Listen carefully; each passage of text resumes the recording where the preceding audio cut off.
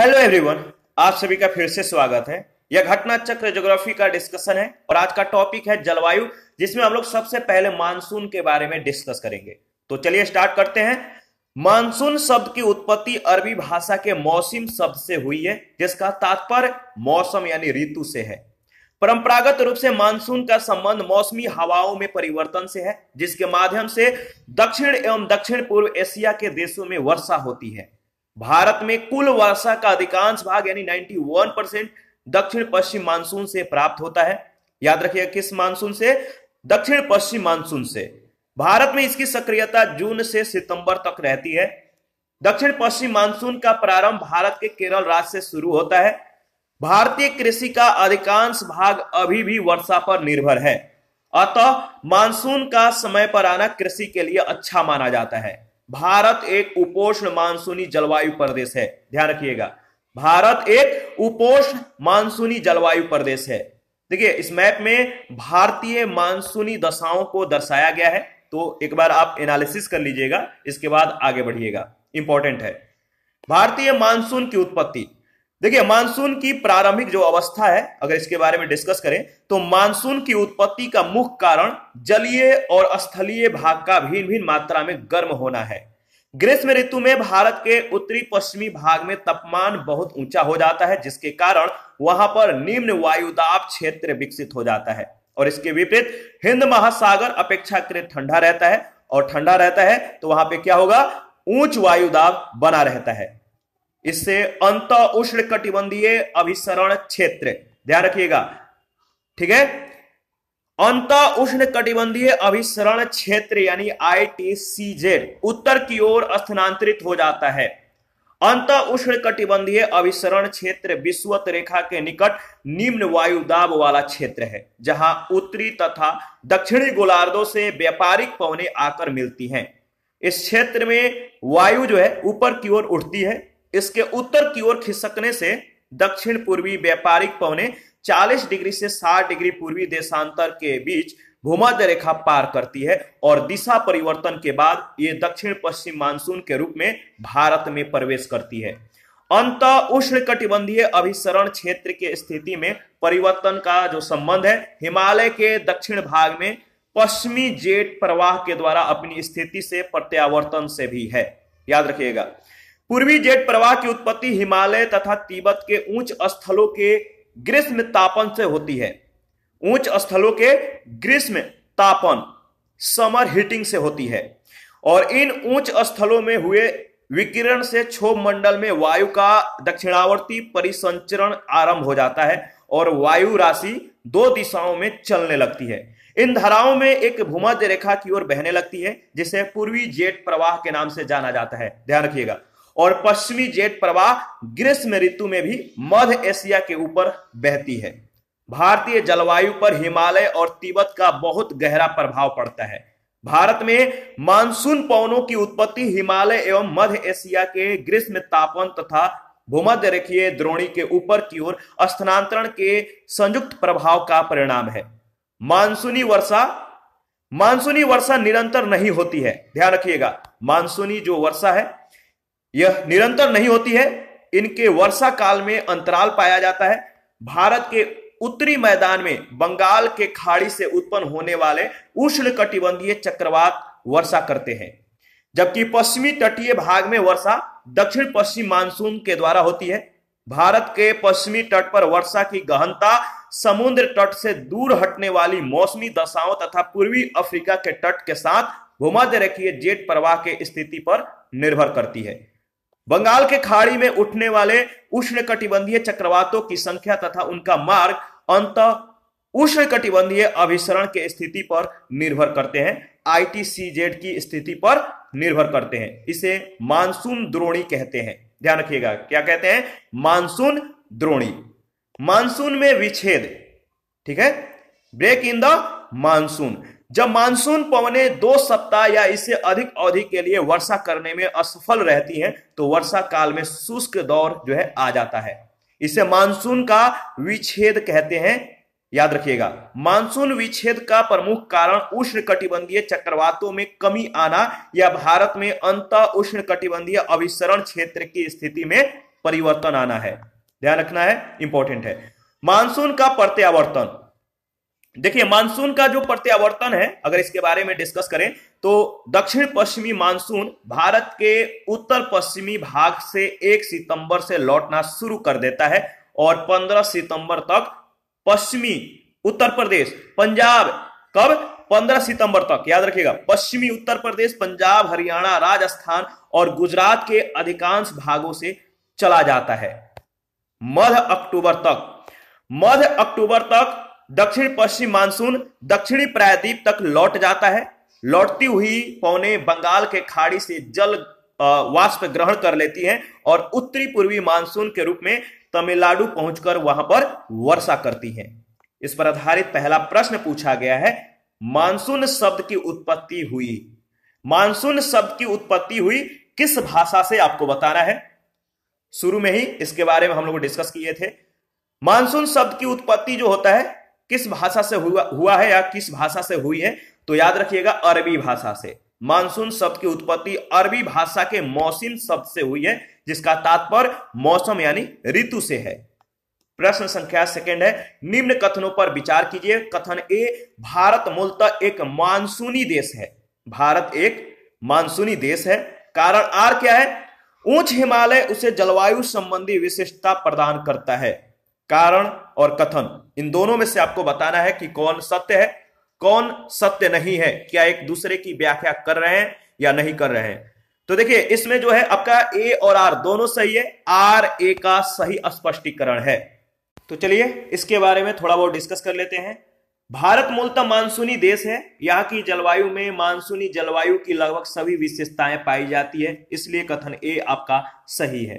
हिमालय पर्वत भारतीय जलवायु को इस मायने में विशिष्टता प्रदान करता है क्योंकि यह मानसूनी हवाओं के लिए भौतिक अवरोध उत्पन्न करता है, जिसके फलस्वरूप भारत में मानसूनी हवाओं का पूर्णतः प्रसार संभव हो पाता है और मानसून की भरपूर वर्षा हो पाती है। साथ ही यह मध्य एशिया से आने वाली शीत हवाओं को रोककर भारत की पूरी तरह रक्षा भी करता है और इस प्रकार यह दो भिन्न जलवायु वाले भागों को पृथक करता है। प्रश्न संख्या थर्ड है, नीचे दिए हुए भारत के मानचित्र पर ध्यान दीजिए।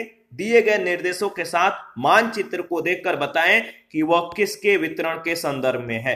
तो मानचित्र को देखिए और बताइए किसके वितरण के संदर्भ में है। तो देखिए इसका सही जवाब होगा डी ऑप्शन, माध्य ताप। उपयुक्त मानचित्र को देखने से यह स्पष्ट हो रहा है कि उपयुक्त रेखाएं समताप रेखाएं हैं, अर्थात मानचित्र माध्य ताप को दिखा रहा है। प्रश्न संख्या 4 है, दिए गए प्रत्येक प्रश्न में अभिकथन या दावा ए और उससे संबंधित तर्क या कारण आर दिए गए हैं। आप अपने उत्तर के रूप में निम्नलिखित विकल्पों में से किसी एक को चुनिए। तो कथन ए कह रहा है कि भारत की जलवायु उष्णकटिबंधीय मानसून की तरह है। कारण आर, भारत उष्णकटिबंधीय अक्षांशों के बीचों बीच अवस्थित है। देखिए इसका सही जवाब होगा ए सही है, आर गलत है, बी ऑप्शन। इसके बारे में हम लोग डिस्कस करेंगे। भारत एक उष्णकटिबंधीय मानसूनी जलवायु वाला देश है। भारत उष्णकटिबंधीय अक्षांशों के बीचों बीच अवस्थित नहीं है, बल्कि इसके मुख्य भूमि का विस्तार जो है, याद रखिएगा, 8 डिग्री 4 मिनट से 37 डिग्री 6 मिनट उत्तरी अक्षांशों के मध्य है। प्रश्न संख्या 5 है, भारत के किस राज्य में मानसून का आगमन सबसे पहले होता है। भारत के किस राज्य में मानसून का आगमन सबसे पहले होता है। शुरू में ही इसके बारे में हम लोगों ने डिस्कस किया था। इसका सही जवाब क्या होगा आपको मालूम है। सही जवाब है केरल, डी ऑप्शन। दक्षिण पश्चिम मानसून का प्रारंभ भारत के केरल राज्य से शुरू होता है। भारतीय कृषि का अधिकांश भाग अभी भी वर्षा पर ही निर्भर है। प्रश्न संख्या 6, भारत में ग्रीष्मकालीन मानसून के प्रवाह की सामान्य दिशा है। भारत में ग्रीष्मकालीन मानसून के प्रवाह की सामान्य दिशा है। इसका सही जवाब क्या होगा बताइए। याद रखिएगा दक्षिण पश्चिम से उत्तर पूर्व, यानी डी ऑप्शन। भारत में ग्रीष्मकालीन मानसून के प्रवाह की सामान्य दिशा दक्षिण पश्चिम से उत्तर पूर्व की ओर होती है। शीतकाल में इसकी दिशा उत्तर पूर्व से दक्षिण पश्चिम की ओर होती है। भारत में अधिकांश वर्षा दक्षिण पश्चिम मानसून से ही प्राप्त होती है। ध्यान रखिएगा भारत में अधिकांश वर्षा दक्षिण पश्चिम मानसून से ही प्राप्त होती है। प्रश्न संख्या 7 है, भारत में मानसून की उत्पत्ति निम्नलिखित पवनों में से किसके द्वारा होती है। भारत में मानसून की उत्पत्ति निम्नलिखित पवनों में से किसके द्वारा होती है? तो आपको मालूम है इसका सही जवाब क्या होगा?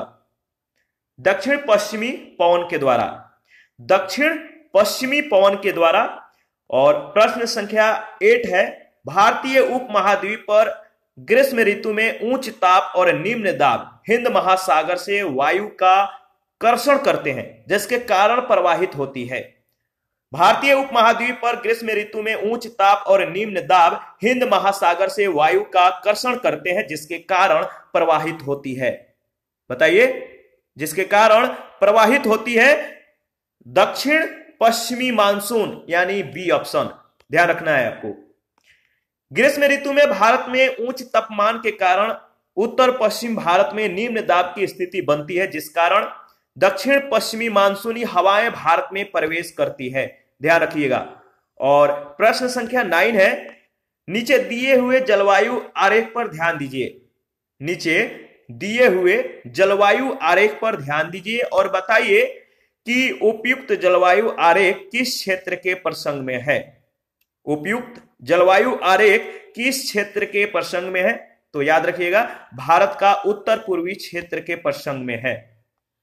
उपयुक्त जलवायु आरेख में प्रदर्शित जलवायु तत्वों को देखने से स्पष्ट होता है कि यह उत्तर पूर्वी क्षेत्र की जलवायु विशिष्टताएं हैं। प्रश्न संख्या 10 है, निम्नलिखित में से कौन सा एक सबसे सूखा स्थान है?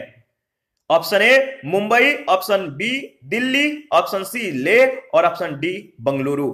इन चारों ऑप्शनों में से आपको बताना है कि कौन सा एक सबसे सूखा स्थान है। सही जवाब है लेह। लेह जो है भारत में सबसे कम वर्षा वाला क्षेत्र है और यह भारत का सबसे शुष्क स्थल भी है, ध्यान रखिएगा। 11 नंबर है, भारत को उष्ण कटिबंध और उपोष्ण कटिबंध में विभाजन करने के आधार के रूप में मानी गई जनवरी की समताप रेखा है। भारत को उष्ण कटिबंध और उपोष्ण कटिबंध में विभाजन करने के आधार के रूप में मानी गई जनवरी की समताप रेखा है 18 डिग्री सेंटीग्रेड। भारत को उष्ण कटिबंध और उपोष्ण कटिबंध में विभाजन करने के आधार के रूप में मानी गई जनवरी की समताप रेखा 18 डिग्री सेंटीग्रेड है। प्रश्न संख्या 12 है, मानचित्र को देखिए और जो छायांकित चित्र दिया गया है, ये जो एरिया है छायांकित एरिया, इसको देखकर एनालिसिस करके बताइए कि मानचित्र के छायांकित क्षेत्र में जुलाई माह के लिए जो है माध्य तापमान परिवर्तित होता है। छायांकित क्षेत्र में जुलाई माह के लिए माध्य तापमान परिवर्तित होता है। इसका सही जवाब क्या होगा आपको बताना है। इसका सही जवाब है बी ऑप्शन, 25 डिग्री सेंटीग्रेड से 27.5 डिग्री सेंटीग्रेड के बीच। ठीक है, ध्यान रखिएगा।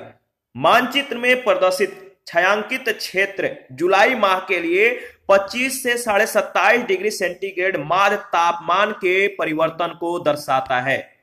प्रश्न संख्या 13 है, भारत के किस भाग में सर्वाधिक दैनिक तापांतर पाया जाता है? भारत के किस भाग में सर्वाधिक दैनिक तापांतर पाया जाता है? याद रखिएगा डी ऑप्शन, राजस्थान के मरुस्थलीय क्षेत्रों में। भारत के किस भाग में सर्वाधिक दैनिक तापांतर पाया जाता है? तो राजस्थान के मरुस्थलीय क्षेत्रों में। भारत में राजस्थान के मरुस्थलीय क्षेत्रों में सर्वाधिक दैनिक तापांतर पाया जाता है। यहां का तापमान असामान्य रूप से दिन की अपेक्षा रात में कम होता है। दैनिक तापांतर मरुस्थलीय जलवायु की विशेषताओं में से एक है। 14 नंबर है, तमिलनाडु में मानसून के समान महीने कौन से हैं? तमिलनाडु में मानसून के समान महीने कौन से हैं? याद रखिएगा नवंबर और दिसंबर। अक्टूबर से दिसंबर माह के मध्य दक्षिण भारत में उत्तर पूर्व मानसून का मौसम रहता है जो मुख्य रूप से आंध्र प्रदेश, रायलसीमा, तमिलनाडु में सक्रिय रहता है। यही तमिलनाडु की मुख्य वर्षा वाली अवधि होती है। उल्लेखनीय है कि इसी मानसून के समय 26 दिसंबर 2004 को तमिलनाडु के तटीय क्षेत्रों में सुनामी आई थी। प्रश्न संख्या 15 है, भारतीय मानसून मौसमी विस्थापन से इंगित है जिसका कारण है? भारतीय मानसून मौसमी विस्थापन से इंगित है जिसका कारण है स्थल तथा समुद्र का विभेदित तापन। ए ऑप्शन, ए ऑप्शन आपका बिल्कुल सही ऑप्शन है। ठीक है, इसके बारे में हम लोग डिस्कस करेंगे। भारतीय मानसून मौसमी विस्थापन वाला है जिसकी दिशा 6 माह तक यानी जाड़े में उत्तर पूर्व से दक्षिण पश्चिम तक, और शेष 6 माह तक ग्रीष्म में दक्षिण पश्चिम से उत्तर पूर्व रहती है। और इन मानसूनी हवाओं की उत्पत्ति तापक्रम में भिन्नता के कारण होती है या अन्य किसी कारण से, इस पर जो है पर्याप्त मतभेद है। इसके लिए 2 संकल्पनाओं का प्रतिपादन किया गया है। पहला जो संकल्पना है तापीय संकल्पना, अर्थात मानसून की उत्पत्ति स्थल एवं जल के असमान संगठन तथा उनके गर्म और ठंडा होने के विरोधी स्वभाव के कारण होती है, अर्थात इस पर सूर्य के उत्तरायण और दक्षिणायन होने का पर्याप्त प्रभाव है। दूसरा है नवीन संकल्पना। नवीन संकल्पना के अनुसार अगर बात करें तो मानसूनी हवाओं की उत्पत्ति वायुदाब और हवाओं की पेटियों के खिसकाव के कारण होती है। इस संकल्पना का पहली बार प्रतिपादन फ्लोन नामक विद्वान ने किया। फ्लोन नाम याद रखिएगा, फ्लोन। प्रश्न संख्या 16 है, निम्नलिखित कथनों पर विचार कीजिए। पहला है दक्षिणी भारत से उत्तरी भारत की ओर मानसून की अवधि घटती है। दूसरा है उत्तरी भारत के मैदानों में वार्षिक वृष्टि की मात्रा पूर्व से पश्चिम की ओर जो है घटती है। तो इसमें आपको बताना है कि दोनों में से कौन सा कथन सही है। तो देखिए दोनों कथन आपका सही है। इसके बारे में देख लेते हैं। दक्षिण भारत की अपेक्षा उत्तर भारत में मानसून की अवधि कम होती है। दक्षिण भारत में मानसून जून के प्रथम सप्ताह में प्रवेश करता है, जबकि उत्तर भारत में प्रवेश करने में दक्षिण की अपेक्षा अधिक समय लगता है। और इसी प्रकार वापसी में भी मानसूनी हवाएं दक्षिण भारत की अपेक्षा उत्तर भारत से जल्दी पलायन करती हैं। उत्तर भारत के मैदानों में वार्षिक वृष्टि की मात्रा पूर्व से पश्चिम की ओर घटती जाती है। ध्यान रखिएगा।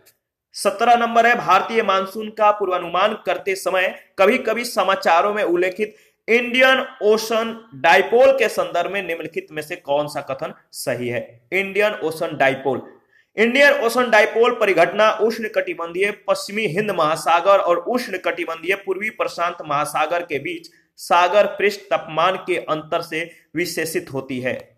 दूसरा है इंडियन ओशन डाइपोल परिघटना मानसून पर एल नीनो के असर को प्रभावित कर सकती है। इन दोनों में से जो कथन सत्य है वह आपका सेकंड कथन यानी दूसरा, बी ऑप्शन आपका बिल्कुल सही है। और इसके बारे में डिस्कस कर लेते हैं। देखिए इंडियन ओशन डाइपोल को भारतीय नीनो के नाम से भी जाना जाता है। किसके नाम से? भारतीय नीनो। यह समुद्री सतह के तापमान के अनियमित दोलन का परिणाम है, जिसमें पश्चिमी हिंद महासागर का तापमान प्रकारांतरण पूर्वी हिंद महासागर के अपेक्षा गर्म और ठंडा हो जाता है। इसलिए कथन ए आपका गलत है। यह परिघटना मानसून पर एल नीनो के असर को प्रभावित कर सकती है, इसलिए दूसरा कथन आपका सही है।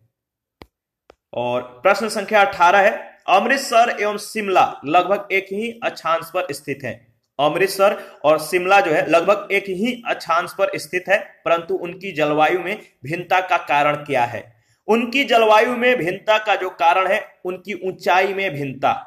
याद रखिएगा, ए ऑप्शन आपका बिल्कुल सही है। अमृतसर और शिमला जो जिले हैं लगभग एक ही अक्षांश पर स्थित हैं, परंतु उनकी जलवायु में भिन्नता का कारण उनकी ऊंचाई में भिन्नता का होना है। अमृतसर की समुद्र तल से ऊंचाई 175 से 200 मीटर के बीच है, जबकि शिमला की समुद्र तल से ऊंचाई 300 से 6000 मीटर के बीच है। क्षोभ मंडल में ऊंचाई बढ़ने के साथ ही तापमान में गिरावट आती जाती है। याद रखिएगा। 19 नंबर है, निम्नांकित में से कौन सी एक प्रकार की जलवायु का छत्तीसगढ़ राज्य में फैलाव पाया जाता है? निम्नांकित में से कौन सी एक प्रकार की जलवायु का छत्तीसगढ़ राज्य में फैलाव पाया जाता है? तो आर्द्र दक्षिण पूर्व, ए ऑप्शन आपका बिल्कुल सही है।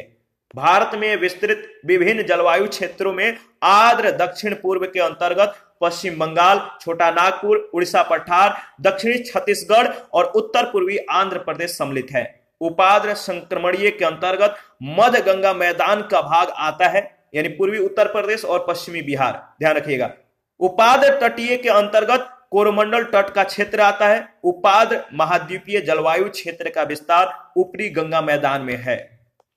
प्रश्न संख्या 20 है, निम्नांकित क्षेत्रों में से कौन सा क्षेत्र मानसून की अरब सागर शाखा से अधिक प्रभावित नहीं होता है? निम्नांकित क्षेत्रों में से कौन सा क्षेत्र मानसून की अरब सागर शाखा से अधिक प्रभावित नहीं होता है? याद रखिएगा डी ऑप्शन आपका बिल्कुल सही है, छत्तीसगढ़ बेसिन, डी ऑप्शन। और इसके बारे में डिस्कस कर लेते हैं।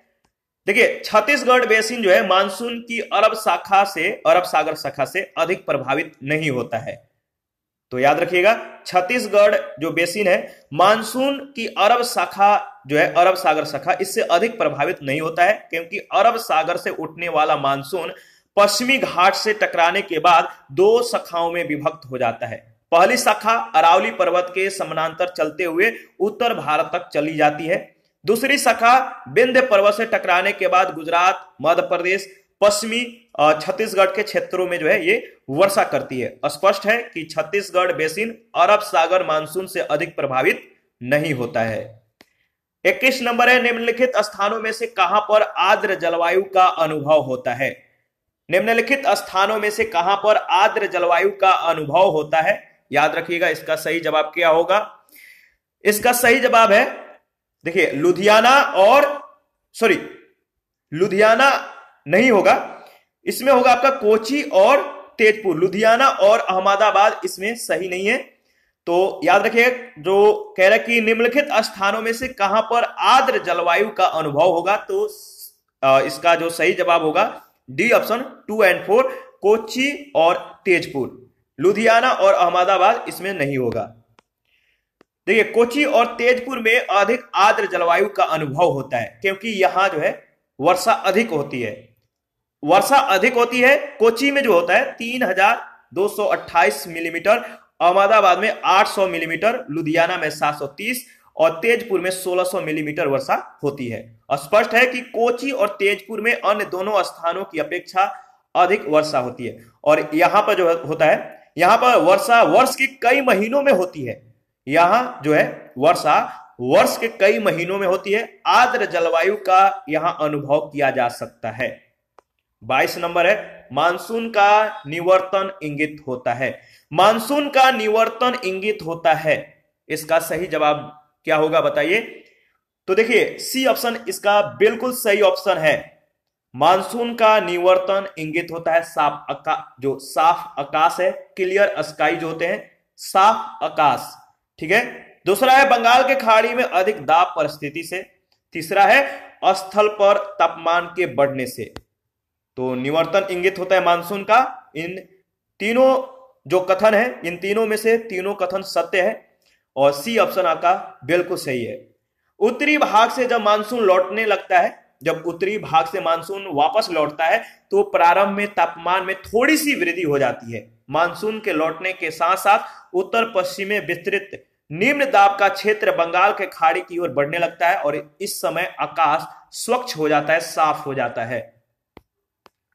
23 नंबर है, निम्नलिखित कथनों पर विचार कीजिए। पहला कथन है, पूरे वर्ष 30 डिग्री नॉर्थ और 60 डिग्री साउथ अक्षांशों के बीच बहने वाली हवाएं पछुआ पवन यानी वेस्टर्लीज कहलाती है। दूसरा है, भारत के उत्तर पश्चिमी क्षेत्र में शीतकालीन वर्षा लाने वाली आर्द्र वायु संहिताएं यानी मॉइस्ट एयर मासेज पछुआ हवाओं के भाग हैं। तो बताइए इन दोनों में से कौन से कथन सत्य है? तो बी ऑप्शन, केवल दूसरा। देखिए सामान्यतः 30 डिग्री से 60 डिग्री अक्षांशों के मध्य दोनों गोलार्धों में पछुआ पवनें, याद रखिएगा पछुआ पवनें चलती हैं। उपोष्ण वायुदाब कटिबंध से उप ध्रुवीय निम्न वायुदाब कटिबंध की ओर चलने वाली पश्चिमी पवनों को पछुआ पवन कहते हैं। पछुआ पवनों का सर्वश्रेष्ठ विकास दक्षिणी गोलार्ध में 40 डिग्री से 65 डिग्री अक्षांशों के मध्य होता है, जबकि भारत के उत्तर पश्चिमी क्षेत्र में शीतकालीन वर्षा पश्चिमी विक्षोभ के कारण होती है। पश्चिमी विक्षोभ पछुआ हवाओं के ही भाग हैं जो जेट स्ट्रीम के सहारे यहां प्रवाहित होते हैं और वर्षा करते हैं।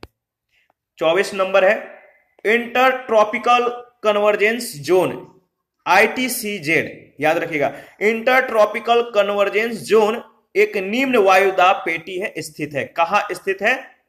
भूमध्य रेखा पर, डी ऑप्शन।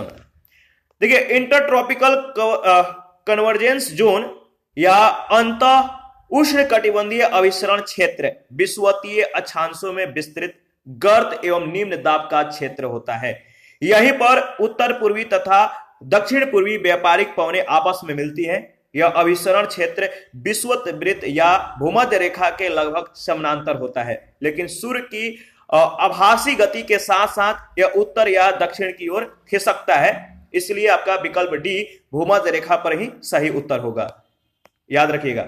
25 नंबर है, राजस्थान में मई जून महीने में उत्पन्न होने वाली धूल भरी आंधियों के लिए उत्तरदायी है। राजस्थान में मई जून महीने में उत्पन्न होने वाली धूल भरी आंधियों के लिए जो उत्तरदायी है, पहला है कुछ स्थानों पर संवहनीय धाराओं की उत्पत्ति। देखिए बिल्कुल सही है, डी ऑप्शन आपका केवल पहला इसमें जो कथन है इसके संदर्भ में धूल भरी आंधियों के लिए जो उत्तरदायी है कुछ स्थानों पर संवहनीय धाराओं की उत्पत्ति, यही सिर्फ सही है। अरावली पहाड़ियों और दक्षिण पश्चिम हवाओं के समानांतर है, यह सही नहीं है। और अति तीव्रगामी पूर्वी हवाओं की उत्पत्ति जो है इसके संदर्भ में सही नहीं है। मई जून माह में पश्चिम की तरफ से गर्म हवाएं चलती हैं जिन्हें लू कहते हैं, और इस लू के कारण यहां निम्न वायुदाब का क्षेत्र बन जाता है। इस निम्न वायुदाब की पूर्ति उच्च वायुदाब वाले क्षेत्रों से तेजी से हवा उठकर आती है, जो अपने साथ धूल भरी आंधियां लाती हैं। अतः कुछ स्थानों पर संवहनीय धाराओं की उत्पत्ति राजस्थान में मई जून माह में उत्पन्न होने वाली धूल भरी आंधियों के लिए जो है उत्तरदायी है, ध्यान रखिएगा, इंपॉर्टेंट है। आगे बढ़ते हैं और देखिए नेक्स्ट जो है इसमें पॉइंट है, इसको ध्यान रखिएगा। इसमें नेक्स्ट पॉइंट क्या दिया गया है कि अरावली पर्वत श्रेणियां मानसूनी हवाओं के चलने के दिशा के अनुक्रम होने के कारण मार्ग में बाधा नहीं बन पाती, अतः मानसून पवन जो है सीधी निकल जाती है। मानसून पवन जो है इसके कारण सीधी निकल जाती है। और इसी के साथ आज का सेशन हम लोग समाप्त करेंगे। नेक्स्ट सेशन में वर्षा के बारे में डिस्कस करेंगे, तो आप अपना प्रतिक्रिया जरूर दीजिए। आपके प्रतिक्रियाओं का हमें बेसब्री से इंतजार रहता है। और जिन लोगों ने Telegram channel, Telegram quiz group, Facebook page, Instagram को ज्वाइन नहीं किया है तो प्लीज आप लोग ज्वाइन कीजिए। वीडियो के डिस्क्रिप्शन बॉक्स में उसका लिंक है, आप लोग ज्वाइन कीजिए, क्योंकि यहाँ पे हम लोग जो भी डिस्कस करते हैं क्विज ग्रुप में, उसके लिए जो है वहां पे हम लोग यहाँ पे डिस्कस करते हैं, वहां पे इन सभी के बारे में वहां पे प्रैक्टिस करते हैं क्विज के फॉर्मेट में। तो आप लोग जो है टेलीग्राम चैनल और टेलीग्राम क्विज ग्रुप को जरूर ज्वाइन कीजिए, आपके लिए बहुत फायदेमंद है। आपका प्रैक्टिस वहां पे जो है होता रहता है। और देखिए जिन लोगों को घटना चक्र का पीडीएफ चाहिए आप हमें कमेंट कर सकते हैं, या टेलीग्राम चैनल या टेलीग्राम क्विज ग्रुप में या चैनल के कम्युनिटी बॉक्स में इसके रिगार्डिंग में इंफॉर्मेशन को शेयर किया गया है। आप चाहें तो वहां से भी आप हमें कनेक्ट कर सकते हैं। तो थैंक यू, मिलते हैं नेक्स्ट सेशन में।